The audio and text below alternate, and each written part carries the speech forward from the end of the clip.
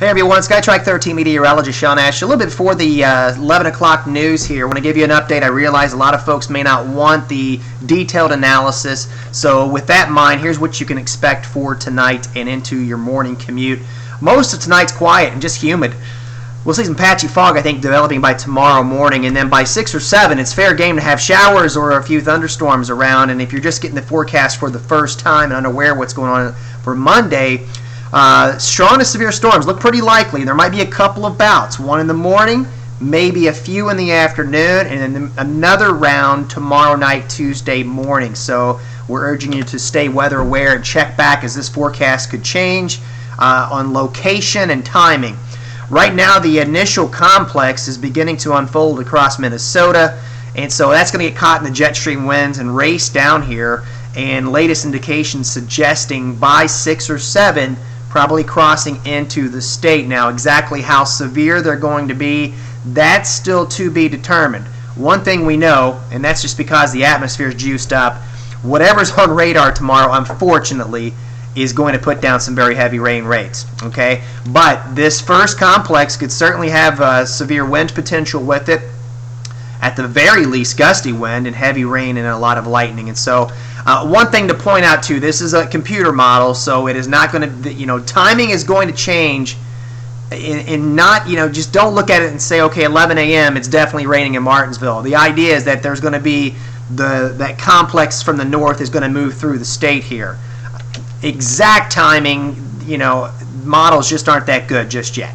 But we're going to put it, again, from the time you wake up to early afternoon is fair and in play for a batch of thunderstorms. Now, though this particular model run is not depicting anything at 6 p.m., if we do get a cell or 2 or 3 that develops, it could rotate and develop rapidly.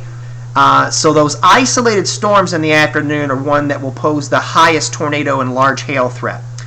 Early morning and then the stuff Monday night is going to be primarily severe wind, but we are definitely, we're going to keep tornado potential in play. This particular run is kind of wavering on where the second complex is going to go. One thing that concerns me, you don't need to be a rocket scientist to know that it's been a very wet June, or July I should say. We've had almost 6.5 inches in 12 days in Indianapolis. That's just Indianapolis. That doesn't take into account what's happened in Hendricks County, what's happened in like Morgan, because I know there's other areas that have eclipsed that. Departure from normal is 4.5 at Indianapolis. So rain amounts are generally going to be 1 to 2 with localized 5-inch amounts. So flash flooding, unfortunately, is going to be very likely. The threshold to produce flash flooding is low because of how saturated the ground is, and so the flash flood watch kicks in at 5 a.m. tomorrow, Monday, goes to 5 a.m. Tuesday, and I feel fairly confident we're going to end up with flash flood warnings, exactly where to be determined. So on a scale of 1 to 4, 1 being the lowest possibility of severe weather, 4 being the highest or extreme, we're at a 3 tomorrow. Okay, so that means the probability right now, this is going to change. We'll get a new update at 2 a.m. in the morning, and Chuck Lofton will share that with you by the time 4 a.m. rolls around. 45% probability, very high probability that there's going to be some sort of severe weather through the viewing area during the day Monday and into pre-dawn Tuesday. This is a power outage index. It's not exact, but basically it takes the wind speed and the track.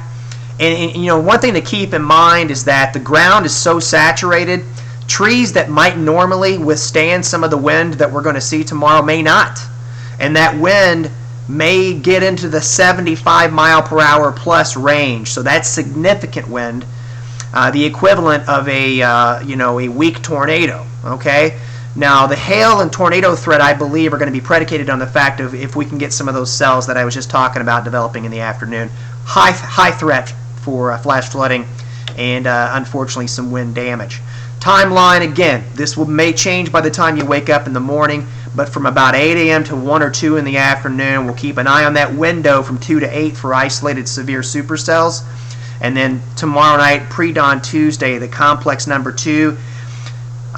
Is it a given this is going to happen? No, but it's highly probable. We'll just kind of have to wait and see what happens with the first complex, and then where will the second one develop most of the area is going to be impacted by either one of them, and that's why you need to be weather aware with this. Power outages, I believe, are going to be fairly likely in spots, flooding, rain, widespread wind damage with these complexes, and then again the threat for isolated large hail tornadoes. Timing and track, as I've tried to reiterate a couple times, could change.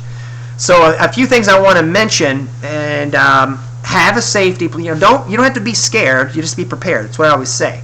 Have a safety plan. Know the plan at home as well as where you work. Have a way to get information. Good idea to charge up your cell phones, radios, weather radios. Have a way to be able to follow the forecast.